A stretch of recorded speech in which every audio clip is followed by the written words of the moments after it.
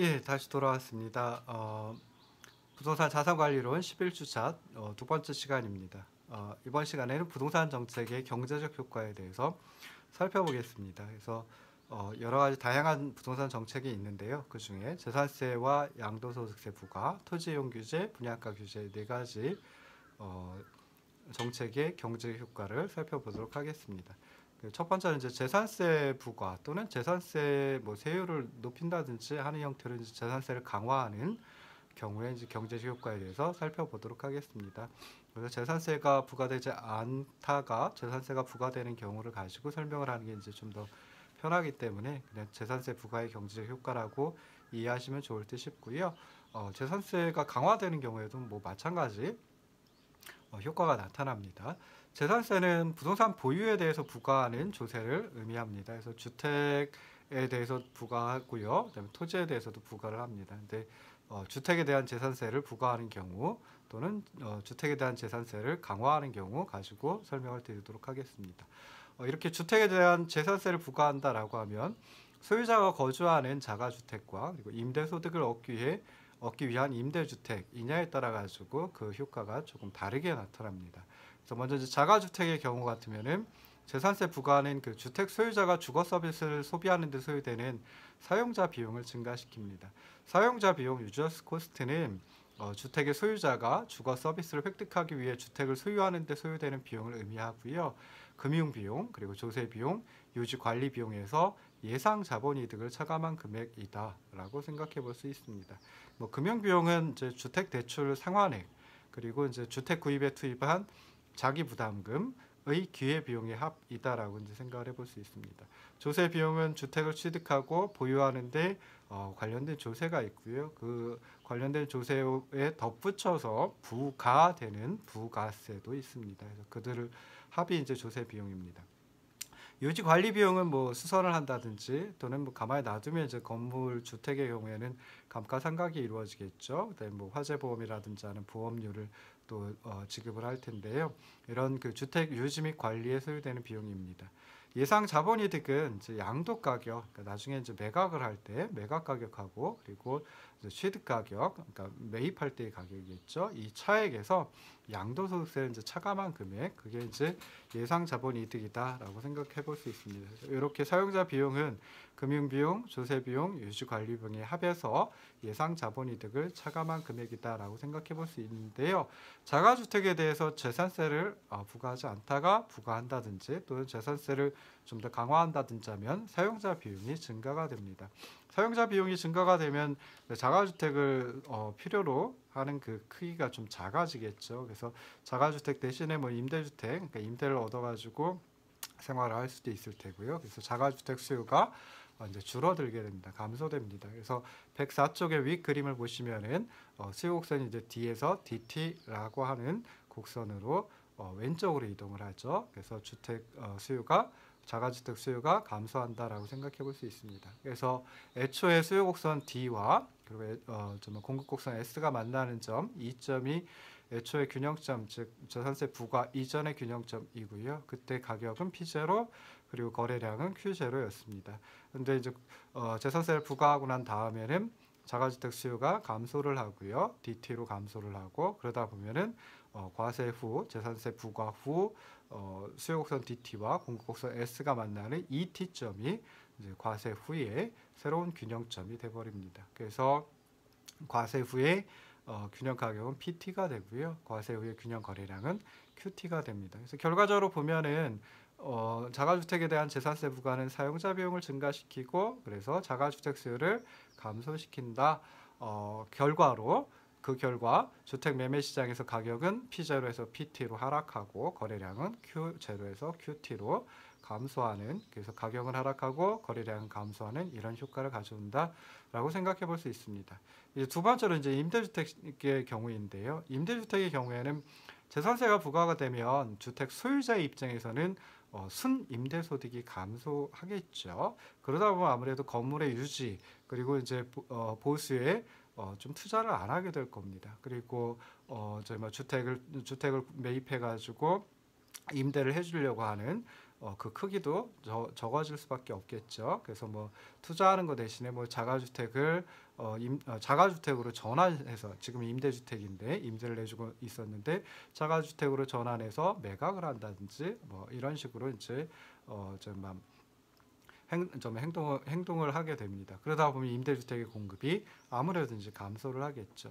그래서 임대주택에 대한 재산세 부과는 임대주택의 공급을 감소시키고요. 그러다 보면 이제 104쪽에 아래 그림에 있는 것처럼 공급곡선이 S에서 ST로 왼쪽으로 이동을 하게 됩니다. 그러다 보면 이제 균형점이 2점에서 2T점으로 이동을 하겠죠. 그래서 결국 주택 임대 시장에서 임대료는 R0에서 RT로 상승을 하고요. 임대량은 Q0에서 QT로 감소하는 이런 결과를 가져올 수 있습니다. 그래서 주택에 대한 재산세 부과는 조세 부담을 증가시키고 뭐 거래량을 감소시킨다라고 하는 측면에서는 뭐 좀 차이가 없습니다. 그렇긴 하지만 주택 가격의 변화와 그에 따른 조세 부담의 귀착이라고 하는 측면에서는 좀 자가주택과 임대주택 사이에 좀 차이가 있습니다. 자가주택의 경우에는 주택 가격의 하락을 통해 소유자가 재산세를 부담하지만 임대주택의 경우에는 임대료가 상승을 하고 이것을 통해서 재산세가 임차인에게 전가되는 그런 차이가 존재한다라고 생각을 하시면 좋을 듯 싶습니다. 그렇기 때문에 임대주택에 대해서는 그 다주택 보유자가 임대주택 사업자로 등록을 한다라고 하면 뭐 재산세를 감면하는 등의 어떤 조세 감면 정책 등을 통해 가지고 임차인의 임대료 부담을 경감시키고요. 그리고 또 하나 임대주택 공급이 감소되지 않도록 유도를 하고 있습니다. 두 번째는 이제 양도소득세 부과의 효과입니다. 그래서 부동산 양도시의 매각 가격과 매입 가격, 그러니까 양도 가격과 취득 가격의 차이에 대해서 부과되는 게 양도소득세입니다. 양도소득세의 경제적 효과는 부동산 공급의 동결 효과의 유무 그리고 그 정도에 따라서 조금씩 달라질 수 있습니다. 그래서 동결 효과, 락인 이펙트라고 하는 것은 가격이 상승한 부동산의 소유자가 양도소득세 피하려고 하겠죠. 납부하지 않으려고 하겠죠. 그러다 보면 이제 부동산의 처분, 주택의 처분을 좀 기피를 하게 됩니다. 또는 연기를 하게 됩니다. 그래서 부동산 공급이 감소하는 효과를 동결 효과라고 얘기를 합니다. 그래서 양도소득세 부과는 동결 효과에 따라서 거래량과 가격에 미치는 영향이 좀 달라지고 조세의 귀착 정도도 달라진다라고 생각해 볼 수 있습니다. 그래서 이제 이런 동결 효과를 갖다 좀 없애기 위해서 주택의 경우에는 뭐 1세대 1주택 같은 경우에는 양도소득세를 면제한다든지 또는 장기 보유를 하고 있으면 양도소득세를 감면한다든지 하는 형태로 이제 양도소득세 부과가 이루어지고 있습니다. 만약에 주택 공급에 동결 효과가 없다라고 하면 그때는 양도소득세 부과의 경제적 효과는 앞에서 설명드린 재산세 부과의 경제적 효과와 동일합니다. 그래서 양도소득세 부과는 사용자 비용을 증가시키고요. 주택 수요를 105쪽에 그림을 보시면 주택 수요를 D0에서 D1으로 감소시킵니다. 그러면은 애초에 균형은 S0와 D0가 만나는 이 제로점이 애초에 균형이었는데 양도소득세를 부과했는데 주택 공급의 동결 효과가 나타나지 않았다라고 하면 그때는 이제 새로운 수요곡선 D1과 애초에 공급곡선 S0가 만나는 E 프라임점이 이제 새로운 균형점이 됩니다. 그러다 보면 주택시장에서 가격은 P0에서 P 프라임으로 하락을 하고요. 그리고 거래량은 Q0에서 Q 프라임으로 감소한다. 라고 생각해 볼 수 있습니다. 근데 동결 효과가 안 나타나느냐? 그렇지는 않거든요. 조금이라도 당연히 나타납니다. 그래서 주택 공급에 동결 효과가 어느 정도 있다라고 하면 그때는 주택 공급이 좀 급격하게 감소를 하고요. 공급 곡선이 이제 움직이게 됩니다. 그래서 공급 곡선이 S0에서 S1으로 왼쪽으로 좌측으로 이동을 하게 됩니다. 그러다 보면 애초에 균형점은 E0점이었는데 애초에 공급 곡선 S0와 애초에 수요 곡선 양도소득세 부과 이전의 수요곡선 D0 만나는 E0점이었는데 이제 양도소득세를 부과하면 수요곡선 D1으로 좌측 이동하고요. 동결 효과가 나타나면 공급곡선의 S0에서 S1으로 좌측으로 왼쪽으로 이동을 하게 됩니다. 그래서 새로운 공급곡선 S1과 그리고 양도소득세 부과 이후의 수요곡선 D1이 만나는 점, 이 프라임점이 이제 새로운 균형점이 됩니다. 그래서 애초에 균형점하고 E0점하고 비교를 해보면은 가격은 P0에서 P1으로 상승을 하게 되고요. P0에서 P1으로 상승을 하고요. 그다음 거래량은 Q0에서 Q1으로 굉장히 많이 감소를 하게 됩니다. 그래서 이렇게 보면 거래량이 줄어드는 거 그냥 생각을 해볼 수 있는데요.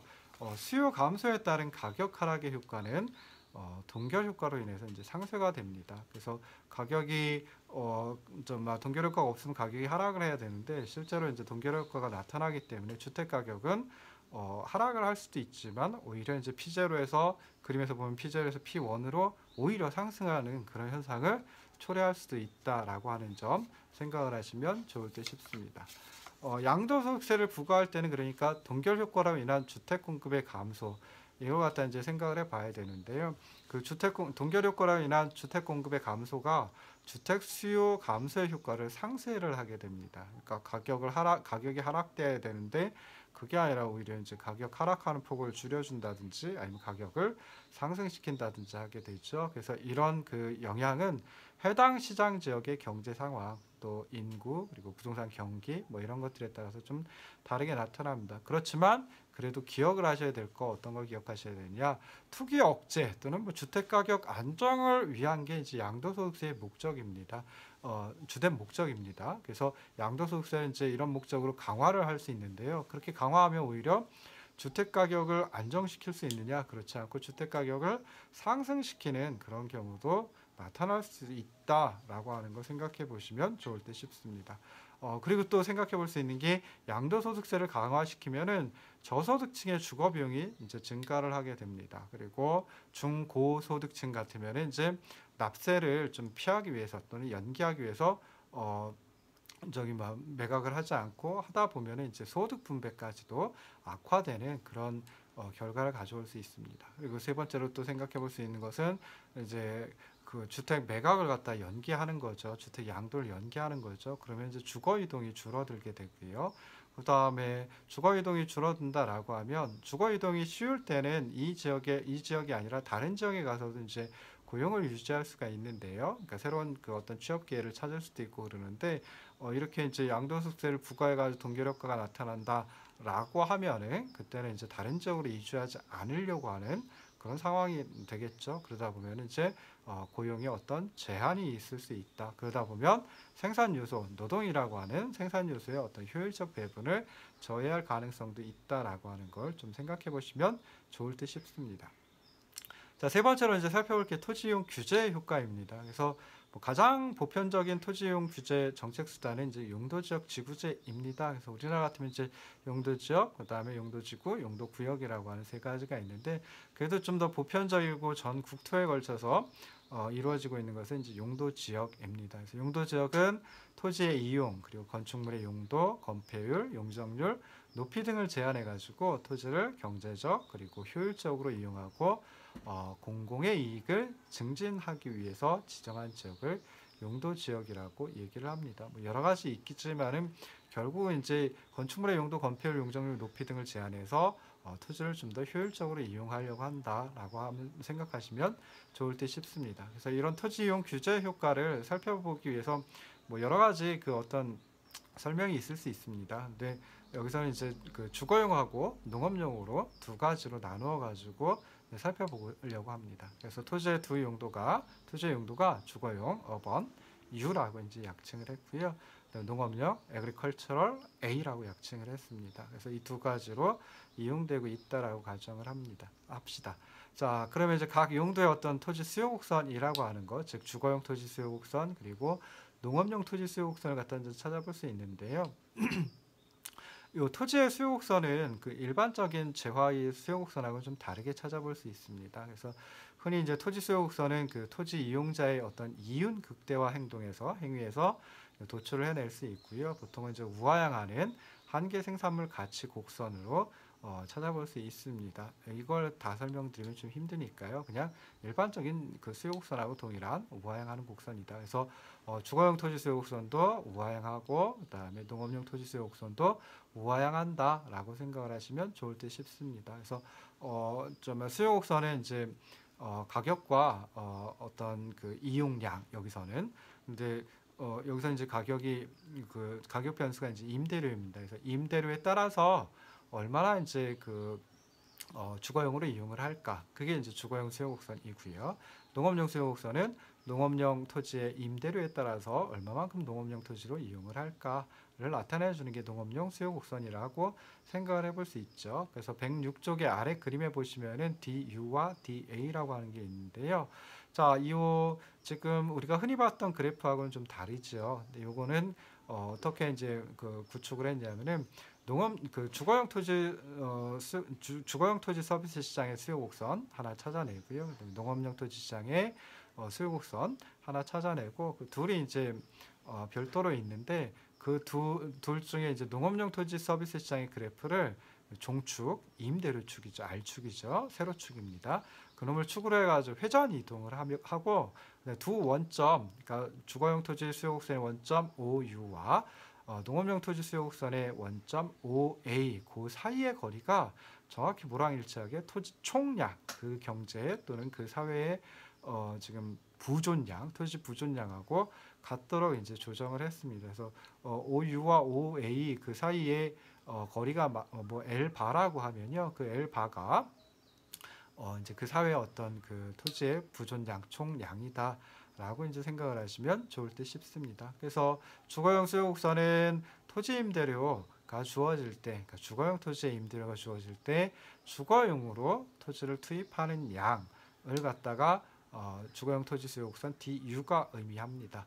농업용 토지 수요곡선 DA는 농업용 토지의 임대료가 주어질 때 농업용 토지용으로 토지를 투입하는 양을 의미한다라고 생각을 해볼 수 있겠죠. 그래서 이렇게 이제 그림을 그 두 평면을 하나의 평면을 이제 합쳐놓고 설명을 드리는데요.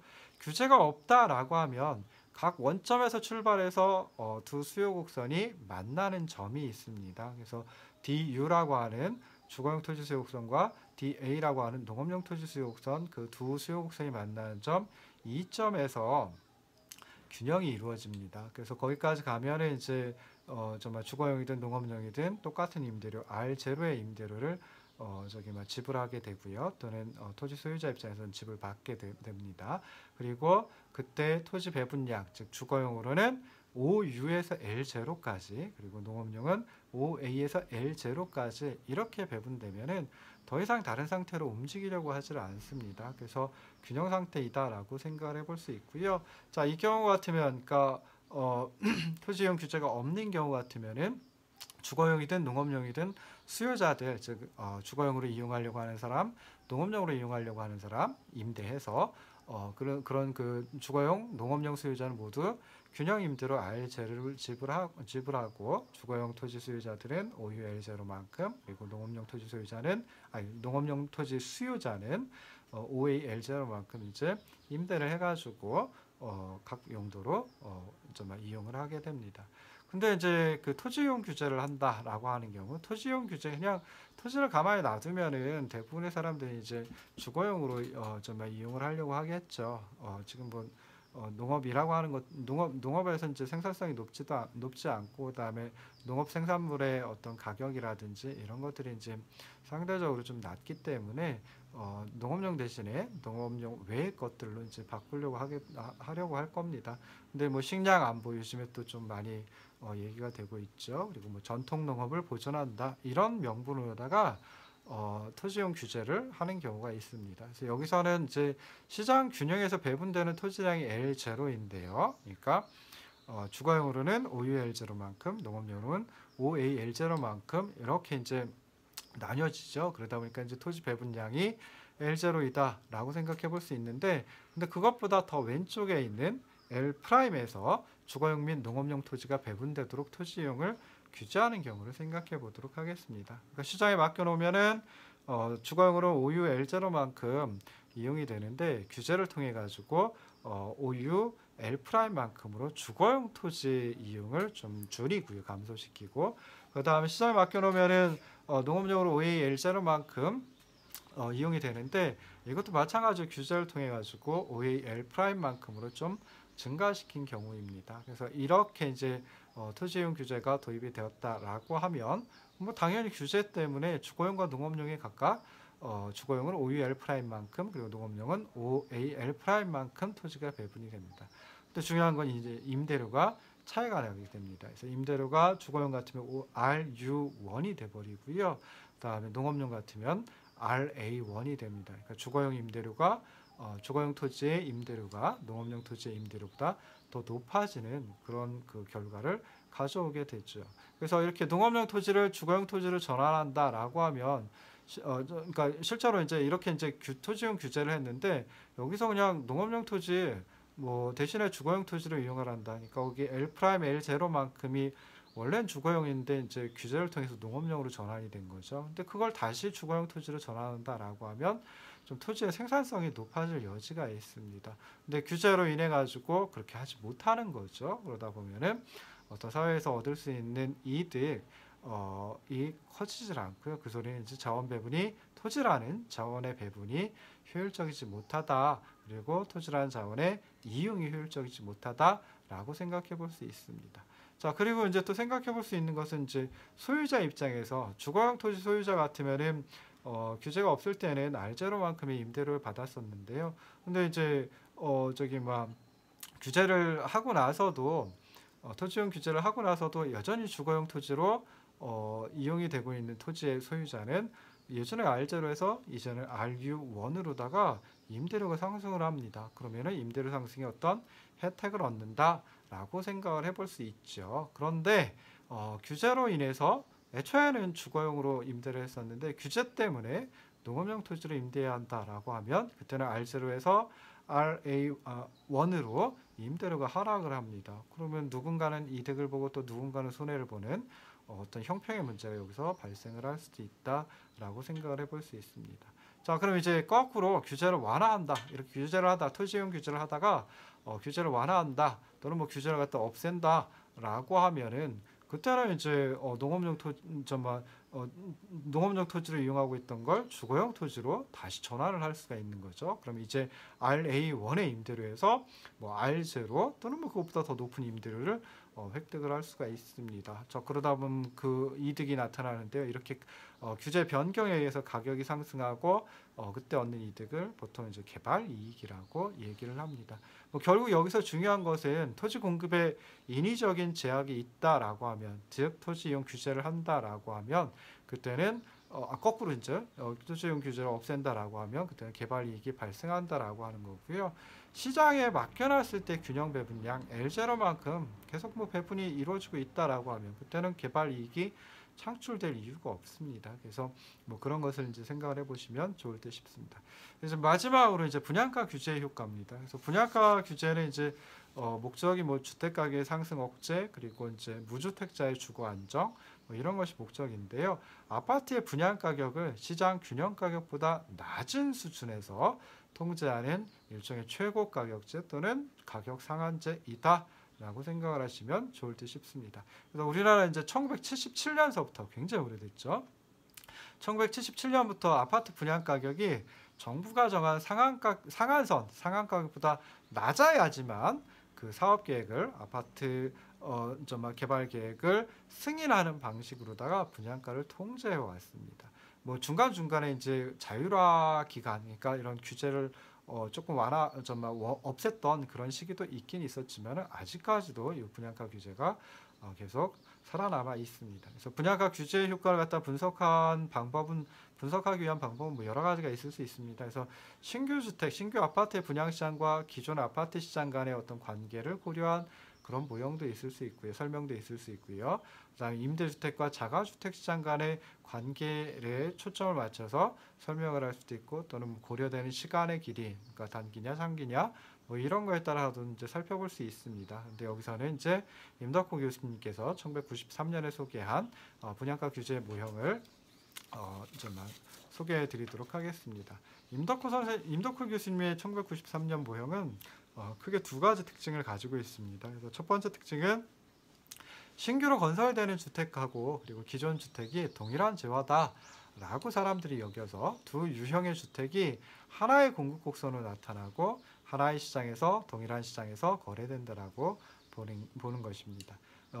다시 말해서 전체 주택 공급 곡선은 신규 분양 주택의 공급 곡선과 그리고 기존 주택의 공급 곡선, 기존 주택의 공급 곡선은 수직선의 형태로 나타나겠죠. 이미 지어져 가지고 그대로 있고 뭐 아직 멸실이 이루어지지 않았다라고 하면 그냥 그대로 뭐 가격하고 아파트 가격하고 상관없이 그냥 그대로 시장에 출품이 되어 있을 겁니다. 공급이 되어 있을 겁니다. 그래서 기존 주택의 공급 곡선은 수직선의 형태로 나타나고요. 그다음에 신규 분양 주택의 공급 곡선은 우상향하는 형태로 나타나겠죠. 근데 이 둘의 수평합으로다가 전체 주택 공급 곡선이 이루어진다라고 할 수 있습니다. 근데 좀 그 아래 108쪽 그 그림에서 보시면은 좀 특이한 형태죠, 공급 곡선이. 그래서 어떤 모양이냐면 처음에는 낮은 가격 수준에서는 수직선의 모양을 취하다가 어느 정도 가격 이상에서는 우상향하는 형태를 취하고 다시 또 어느 정도 가격 뭐 정확하게는 이제 건설량입니다. 공급량입니다. 그래서 그 이상에서는 다시 수직선의 형태를 취하는 모양을 가지고 있습니다. 그래서 보시면은 점 A 주택 공급 곡선 S에서 점 A와 B 사이에서는 수직선으로 나타나는데요. 이때는 이제 주택 가격이 너무 낮아가지고 건설업체들이 신규 건설을 아파트를 신축하지 않는 신규 건설하지 않는 상태이다. 그러다 보니까 기존의 아파트, 기존의 주택만이 시장에 공급되기 때문에 그냥 수직선의 형태로 나타난다라고 생각해 볼 수 있습니다.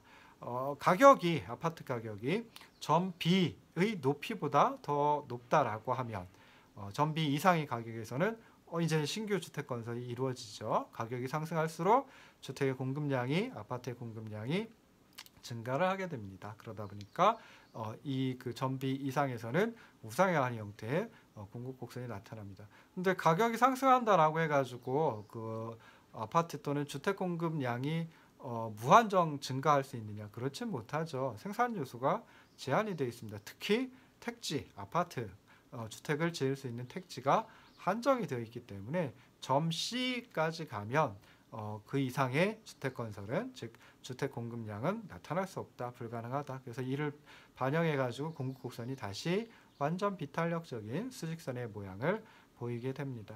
처음에 정말 수직선의 모양이었다가 우상향하는 형태, 다시 수직선의 모양을 취한다. 이게 이제 첫 번째 특징이고요. 두 번째 특징은 이 모형에서는 임덕호 교수님 그 1993년 모형에서는 정부의 시장 개입이 없다라고 하면 공급 곡선이 우상향하는 부분, 즉 점 B와 점 C 사이 그 부분에서 수요 공급의 균형이 이루어진다. 즉 시장 균형이 이루어진다라고 보는 것이 두 번째 특징입니다. 그래서 보시면 수요 곡선 D 그리고 공급 곡선 S가 교차하는 점 E0가 균형점이 되고요. 그때 균형 가격은 P0, 균형 공급량은 H0가 됩니다. 주택이라서 하우징 앞자 따서 H라고 이제 했습니다.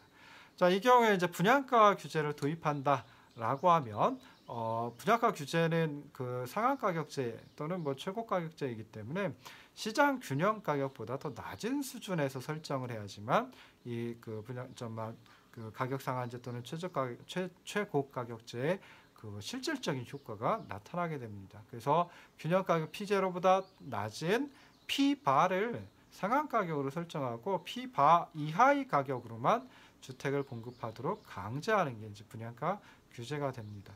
근데 뭐 P바 이하의 가격에서는 주택을 공급하려고 하지 않겠죠. 그냥 놔두면 P0 가격을 받을 수 있는데, 근데 P바의 가격만 받을 수 있다, P바 이하의 가격만 받을 수 있다라고 하면 주택 공급자 입장에서는, 건설업체 입장에서는 당연히 P바라고 하는 그 상한 가격을 갖다 받으려고 하게 됩니다.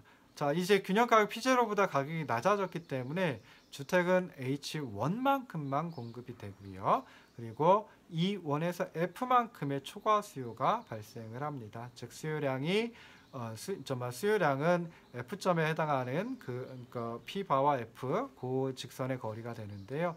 근데 공급량은 P바와 E1 그 직선의 거리, 즉 H1만큼이 되겠죠. 그래서 그 차이 E1에서 F까지 이 거리가 이제 초과 수요가 됩니다. 초과 수요가 발생을 하면 그냥 시장에 맡겨놓는 경우에 그냥 초과 수요가 발생한다라고 하면 소비자들이 생산자들, 즉 수요자들이 공급자들을 갖다가 이제 일종의 이제 좀 뭐라 할까요? 좀 제한을 하겠죠. 그래서 더 높은 가격을 지불할 테니까 나한테 하나만 팔아다오. 뭐 이런 식으로 이제 제한을 하다 보면 결국 시장 가격이 상승을 하게 됩니다.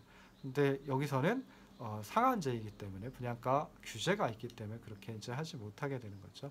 그래서 분양가 규제 때문에 가격의 조정 기능, 그러니까 수요량과 공급량이 일치되도록 해주는 가격의 조정 기능이 봉쇄가 됩니다. 그러다 보면 다른 방법으로다가 신규 주택을 배분해야 하는데요. 뭐 우리나라 같으면 청약저축 가입 기간에 따른 뭐 청약 가점제, 그다음에 채권 입찰제, 그리고 뭐 신혼부부라든지 청년 가구 우선 공급 뭐 이런 장치들을 이런 장치들이 가격 대신에 배분 기능을 수행을 하게 됩니다.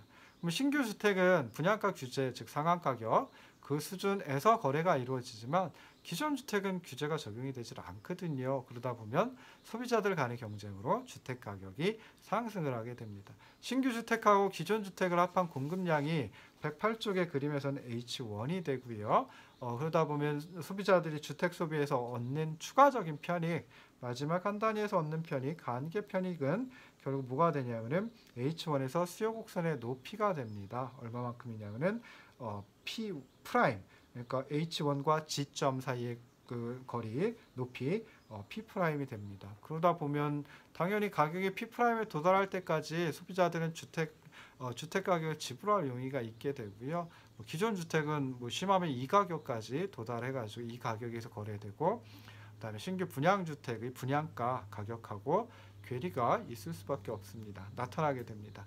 자, 신규 주택을 분양받은 소수의 소비자들, 소수의 어떤 주택 수요자들 같은 경우에는 기존 주택과의 가격차, 그러니까 P 프라임하고 P 바만큼의 차이, 뭐 E1에서 G만큼의 차이, 이만큼 횡재를 하는 거죠. 뭐 흔히 프리미엄이라고 얘기를 합니다. 근데 기존 주택 시장에서 주택을 구입해야 하는 나머지 주택 수요자들, 소비자들은 규제가 없었을 때는 피제로만 지불하면 되는데 이제 분양가 규제 때문에 더 높은 가격 P 프라임을 지불을 해야지 주택을 구입할 수가 있습니다. 그래서 뭐 이렇게 이제 생각해 보면은 분양가 규제를 통한 정부 개입은 시장의 어떤 자원 배분 기능을 조정 기능을 저해를 하고요. 그러다 보면 경제 부생을 감소시키고 어떤 정부의 실패를 가져온다라고 생각을 해볼 수 있습니다. 그리고 이런 주택 분양가 규제는 여러 가지 보완적인 부수적인 규제가 또 필요합니다. 그래서 주택을 분양받는다는 것 자체가 어떻게 보면 큰 프리미엄 횡재를 한다라는 것을 의미하기 때문에 이런 기회는 좀 더 공평하게 배분을 해줘야 되겠죠. 공평하게 나눠줘야 될 겁니다. 그러다 보니까 주택 공급 규칙이라고 하는 이런 게 이제 있어야 됩니다. 두 번째로 또 살펴볼 수 있는 것은 고소득층보다는 저소득층에게 이러한 기회를 더 많이 주는 것이 바람직하다, 형평성 측면에서 바람직하다라고 생각해 볼 수 있죠. 그리고 저소득층 같으면은 뭐 주로 이제 우리나라에서 하고 있는 것은 뭐 신혼부부 또는 청년 가구, 대부분 이제 1, 2인 가구가 되겠죠. 그러다 보면 주택의 규모를 적게 유도하는 그런 규제도 또 필요합니다. 그리고 세 번째, 이렇게 그 주택의 규모를 적게 한다든지 또 분양가가 낮은 수준에서 이루어진다라고 하면 수익성이 낮아지겠죠. 그러면 건설업체들이 주택 건설을 주택 개발을 기피할 수도 있습니다. 그러면 그걸 기피하지 않도록 좀 주택을 짓는 택지를 낮은 가격에 개발하고 공급하는 그런 공영 개발 제도도 또 필수적으로 도입이 될 수밖에 없습니다. 그래서 이렇게 분양가 규제라고 하는 거 부수적인 규제가 또 필요하다. 그러니까 자원 배분의 효율성을 떨어뜨리기도 하지만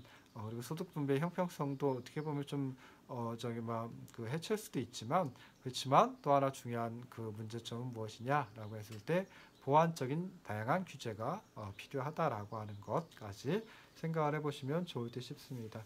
자, 오늘은 이제 부동산 시장에 정부가 개입하는 어떤 명분이라든지 그리고 유형, 문제점 뭐 이런 것들 살펴봤고요. 그 다음에 재산세와 양도소득세, 토지이용 규제, 그리고 이제 분양가 규제가 경제에 특히 이제 부동산 시장에 어떤 영향을 미치는지에 대해서 살펴봤습니다. 오늘 수고하셨습니다.